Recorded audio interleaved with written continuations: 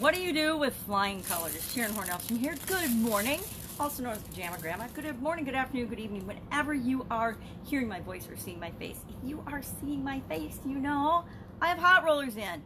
And I do hot rollers with flying colors, right? I don't have any problem. And actually, I did hear the song Curlers in Your Hair, Shame on You. I think it was from like the 1960s, playing in my head this morning as I decided to not take my curlers out before making my content videos today, before documenting my journey of what I'm doing as I transition from the offline brick and mortar world, the corporate world, to the online world of business. Conscious choice, because I need curly hair this morning, or I need semi-decent looking hair for an important meeting this morning. But that doesn't mean I'm not going to do my videos. I believe we do what we can with what we've got right now. And that means this is the block of time I have. This is when I'm going to make and document my journey. This is the time I've got. This is what I've got to do. And if that means I've got curlers in my hair, I've got curlers in my hair. That bothers people, which it does totally bother my family members. I'd say get over it. Again, it's more important that we do what we say we're going to do and we commit to that than it is how we actually look doing that. Now, will people judge us? Yes, but then they're not the right people for us, and I'm cool with that. So today we talked about with flying colors for Supersize Your Business and the importance of focusing on what you're awesome at, how you're different, and just being yourself. There will always be people that are better at everything you can possibly do. There will always be somebody that is prettier than you, that is smarter than you, that is got more money than you. If you're comparing yourself to someone outside of you, you can always find people that are better than you in your estimation at something and worse than you in your opinion at something. And if you are ever focusing on comparing yourself to other people, it's going to lead to heartache and disappointment, right? I didn't think that I was super competitive and that I compared myself to other people until I came online. And then I found with social media, it's so easy to see on the surface what other people are doing that I would waste time scrolling through and seeing what other people are doing. And I, of course, was in the guise of research and stuff that at some point you stop the research part and you're just following other people and watching them. And if we're watching other people, we're not usually doing our own thing, right? If we're spending time watching, that's time we're not spent doing. So I actually curtailed my scrolling, my membership in other groups. I used to be in a ton of different people's groups and different people's pages and things, and I just stopped following them all. I didn't unfollow them. I just stopped going there like every day. There are very few pages and groups that I check in with, and it's not every day. I can't think if there's a single group that I check in with except for my own every single day anymore. Now, a year ago, that wasn't so. And so I was spending all this time and energy watching other people and then comparing myself to others and watching and saying, well, how come that person's got 100,000 followers and I've got 10, right? How come so-and-so made $1 million on their launch and I made 12? Whatever it is, whenever we're comparing ourselves to someone else, number one, we don't know where they are in their journey. We don't know what they've done or what they've been through. So many people, and it's opening up a little bit more. People are becoming more authentic and sharing their story and telling their stories more. But for the most part, what we ever see is just the surface. You know that graphic of the iceberg where we only ever see the tip of the iceberg? We only ever see the tip of the iceberg. We only ever show people the tip of our iceberg, right? As much as I talk and share and give away and show people, it is only a little bitty piece of me, right? And I've done, I don't know, probably 3,000 videos in the last couple of years, which are, that's a lot, right? I don't think of it, but it's a lot. So I laugh when people say, tell me about yourself. And I'm like, just go check out my podcast or just go look on social media anywhere and, maybe watch one or two of my videos. And that pretty much tells you who I am. What you see is what you get. I always joke that I am a WYSIWYG, what you see is what you get. If you don't like it, go somewhere else, right? If you don't like me, there's 8 billion people on the planet. I think we're up to 8 billion people on the planet. I don't know, people say different numbers all the time. Kind of like statistics. You can say whatever you want with statistics and make it sound smart and factual, right? Yeah, that's what happens when you quality engineer for a couple of decades. You get really cynical on numbers and how you can make them look. You get really good at it though, that's for sure. So with flying colors, what do you do? What do you love to do? Number one, what's in your genius zone? Number two, sometimes we are awesome at stuff that we don't love to do. Now, I'm trying to think of a quick example of that. I am really, really good at, well, I do like to find things. I would say I'm really good at naturally finding things, but I actually like to do that too. I get this really cool sense of satisfaction when I find something that somebody has lost that they've been looking for a really long time. I know, it's a weird skill, but I like it, and so I can't say that I don't love to do that. I'm really, really good at, I like cooking too. I would say I used to love cooking. Now I only like it, but I'm really good at it. So that doesn't apply either. So I'm trying to think of something that I am good at, but I really hate to do. I can be good at housework, but I hate to do it, right? I hate to do, I don't like housework. I know, the secret is out. I hate housework. Those close to me know that, but you might not have known that. But the things that you love to do that make your heart sing, what are those? I mean, I love learning. I have been learning since, I entered this little planet, but I have really loved learning since about 4th grade. Up to 4th grade, I didn't like learning so much. I am sure, although I was undiagnosed, I'm sure I was dyslexic. I could write, but not very well. But I guarantee I was dyslexic before they knew what dyslexia was. And I, because of that, felt stupid, and I didn't understand why I was having trouble not being able to read and see like the other kids. Well, it turns out I also had terrible vision back then. I didn't get glasses and then contacts till I was about 11, so that's what, 6th grade? So until then, I didn't realize that I couldn't see squat, that I had really bad vision. And it wasn't until one of my teachers was like, what the heck? Because I was in the back row squinting, and I'm like, why would you ever put me in the back row? But that was back when they used to sit us alphabetically. I don't know if teachers still do that, but we would always have seating assignments, and they would sit us alphabetically. So depending on who was in your class would determine where you sat in the classroom, and where the teacher decided to make their seating chart. And it wasn't until then that she said, yeah, maybe you need to get your eyes checked. And then I got moved to the front of the room, and from then on I started to like school. I figured out, and I really don't even remember how I figured this out. I think it was because I got a camera as a gift or something, and I would look through a camera, and when I looked through a camera, it would focus things, and I could see things clearly for the first time ever. And I was like, at first I thought it was the camera that was doing it, and then I realized that it was how other people already saw the world, or most people saw the world. I guess that's probably where I started to realize that I was different, and that I had to embrace being different than other people and other kids if I was going to be happy. Now, doesn't mean I didn't go through the formative teenage and 20s where I was trying to conform and be like everybody else. We go through those phases where sometimes we don't want to stand out, we don't want to be different, we don't want to be ourselves. And then we realize at some point, again, it's all cyclical, right? It's all a big wave, ebbs and flows, that the only person we can be is ourselves. And what makes us special is it's what's different about us, what's unique, that makes us special. Otherwise, we would be just like everybody else. In some ways, we're like everybody else, and in a lot of ways, we are all different. We are all like snowflakes. I still think it's fascinating that nature can make trillions and gazillions of snowflakes, and they're all unique and special and different. And then I remember the same is true of human beings. Each and every one of us, even if they say you've got a twin or a doppelganger somewhere, you're still totally unique and different. Even, multiple births are totally unique. Even if they look identical on the outside, they're totally different, unique, and special human beings.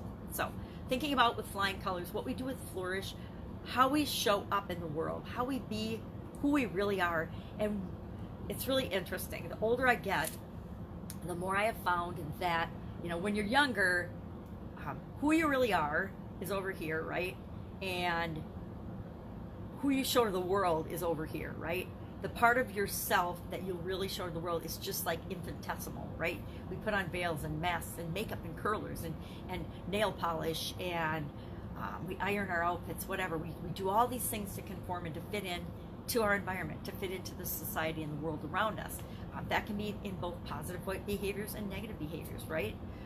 Whatever maintains our level of status quo in the environment that we're in to survive. Sometimes it's actually physical survival that requires that, and being prepared. But as we get older, some of us, not everybody, but a lot of people start to realize that it's more important to match up what you're doing and how you're spending your time and who you're spending your time with your true core beliefs and values and what is important to you than it is to fit in with everybody else. I don't know if that's just a maturity thing, and I guarantee everybody doesn't figure that out, but life's a lot more fun when you live in alignment, they call it, when you're living in connection and in concert with yourself, not opposed to yourself. When I was living like this, where this is who I am when I show up in corporate America, and this is just this teeny part of myself, my most professional, most serious, most smartest, most polished, politically correct self shows up for my corporate America jobs. And all the rest of this is who I really am. And you're not stifling it or hiding it or not being who you are. You're just leaving a whole lot of yourself behind. And if you find an organization and if you work with people that you have a core values match with and you're all working in the same direction for common goals, that works. But sometimes we actually work in jobs where we don't fit very well. Sometimes we go to work for organizations that have different goals and different values than we do. Sometimes we hook up with partners and in business and in life that have different core values than we do, and you'll go along for a while, but at some point those absolute positive core values will collide, and then a decision becomes necessary. Do you stay with the person even though you have a core values match, or do you separate? I say core values are something that you cannot compromise on. You will not and cannot compromise on. An example would be fidelity. To me, I have the core value of fidelity, and I cannot compromise on that. It's not an option. It's not an option for me. For my significant other it was, and for a lot of people it is, but for me it's just not an option. It's just not the way I was raised. It's not the beliefs that have been ingrained into me of that's the way it should be. And to each of us our own. The same with, theft or dishonesty and integrity. It's like, yeah, I'm not going to compromise on those things. I used to butt heads in one of my corporate jobs with the sales department, because sales and our sales senior vice president would promise the earth to our customers in that organization, and he wouldn't even take into account whether we were technologically capable of performing and delivering on those promises or not. And unfortunately, as quality manager, I'm not sure how it became the quality manager's job, but it was my responsibility and my job to clean up the messes and fix the damaged relationships that resulted in over-promising and not being able to deliver. Not just or under-delivering, but not being able to technologically deliver promises that were made by a different department. So we would butt heads, and I finally left that organization because my values are such, my core values are such that you under-promise and over-deliver. You don't over-promise and then not deliver. That's not even an option for me. It's like if you make a commitment, and maybe it all comes down to commitment. If you make a commitment to something, in my mind, you do it. Even if it's hard, even if you don't want to, even if you feel like quitting, even if you're having a bad day, you figure out a way to meet that commitment. And when I was younger, that got me into a lot of trouble because I way overcommitted to stuff. I would say yes to way too many things, and it burnt me out and actually really was physically damaging because I always did way too much. And now as I've gotten older, I've learned that I still am the same. Once I say I'm going to do something and I commit to it, I'm absolutely positively going to do it. But I'm very careful at what I do commit to and what I say yes to now. I don't say yes to everything. I've learned that saying no isn't a bad thing. Saying no just means I'm not going to commit my resources, meaning my time and energy and effort, to this thing right now. And that's okay. I might do it in a week, but I'm not going to do it right now. And that is all filtered through where I'm going with my life, what my overall goals are in all 7 areas of my life, not just one or the other, right? I used to make almost all of my decisions based on finances and financial outcomes. And that was at the detriment of my health, my relationships, everything. And that, was some of the biggest lessons learned, was that there are a lot more aspects of our lives in order to survive and be happy than just making money or having a job or a career. So, Supersize Your Business was all about, with flying colors and flourish, how you do what it is that you do, how you show up in the world, and how that makes you feel. It doesn't matter how other people judge how you show up in the world. What matters is how you feel about how you show up in the world. So, that was Supersize Your Business. Today, as a matter of fact, the 365-day fun challenge was all about giving and how giving makes us feel, which is perfect because for the live challenge workshop countdown, today is day 18, and it is all about giving in order to receive and get what you want. Giving value, yes. And so I'll talk about that after this video. Lots going on in my personal life today. Big day for me, and that's a really good thing. Big day of change for me, and that's a very good thing with respect to a lot of areas of my life that have been impacted in positive ways, because nothing is ever absolute, positive ways, but in a lot of negative ways too. And so it is an ending of sorts, and hopefully it won't drag out too long, but it's an ending of sorts in a lot of areas, so that is good. My amazing 4-year-old granddaughter was back yesterday. It was so good to see her. She was on vacation for a week with her folks, and I missed her. I missed her energy and her vibrance and her just adorableness, right? She is just such a little spitfire that I get a major kick out of her. And her little dog, too. Not Toto, but Lila. Her little puppy was here, too.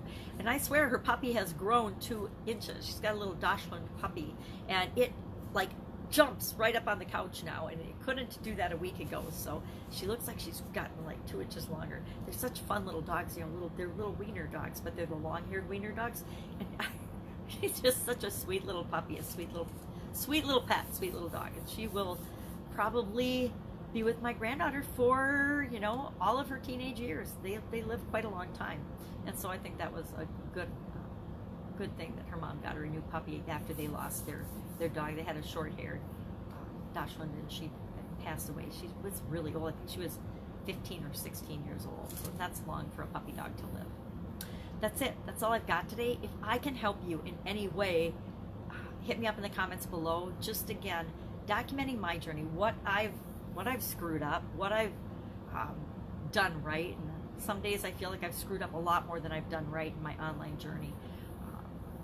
I'm actually thinking about doing, as part of the live challenge workshop, just a bonus day of, you know, the 20 biggest mistakes that I've made, or maybe just the 10. God, does everybody really need to hear all? I could probably make lists of hundreds, right? Isn't it interesting that we're so good at pointing out our own mistakes, but not necessarily acknowledging our own successes? So I'll do either a top 10 or top 20. I think I'll do a bonus of like the biggest mistakes I've made as I've been on this journey. And, you know, do I still continue to make some of them? Yes, but I'm consciously making them. I'm making them on purpose. I'm choosing to not fix the things that I know I'm doing wrong intentionally, which doesn't make them right. I think at some point I need to quit using that excuse and just fix them instead of having them be wrong. I'm talking about, you know, focusing on the one thing, because it's taken me over 2 years to say and commit to, all right, this is my thing, I'm going to focus on this. Even though what's really interesting about that is my thing has been my thing for at least 20 years, right? For probably more than 20 years. It's probably been my thing for 40 years. But it took me 2.5, 3 years of fighting it, thinking that, oh my God, I can't pick one thing. I have got to do all these different things, because if I pick one and it's the wrong one, the world will end. What will I do? That's a false belief, right? The world's not going to end, because the world pretty much doesn't care what I do. Ooh, ego slam right in the face, right? The world doesn't really care what I do.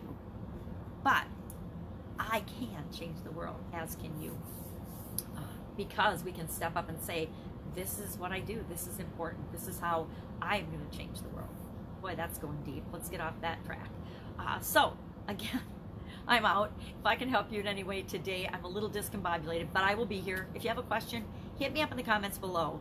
I had an idea the other day for the program that's coming on the back end of the live challenge workshop, and I'll run it past you tomorrow. I'm thinking about it, and I'm thinking, is this a crazy, stupid bonus idea? Am I biting off more than I can chew with this? Because again, if I commit to it, I am committing to it, and I will follow through no matter what. So I guess I'd like a little insight of other people's experience with respect to offering something or putting something in my offer as a bonus for really fast action takers, people that know that I can help them and I can help them, not because they got to do it themselves, I can help them change their world.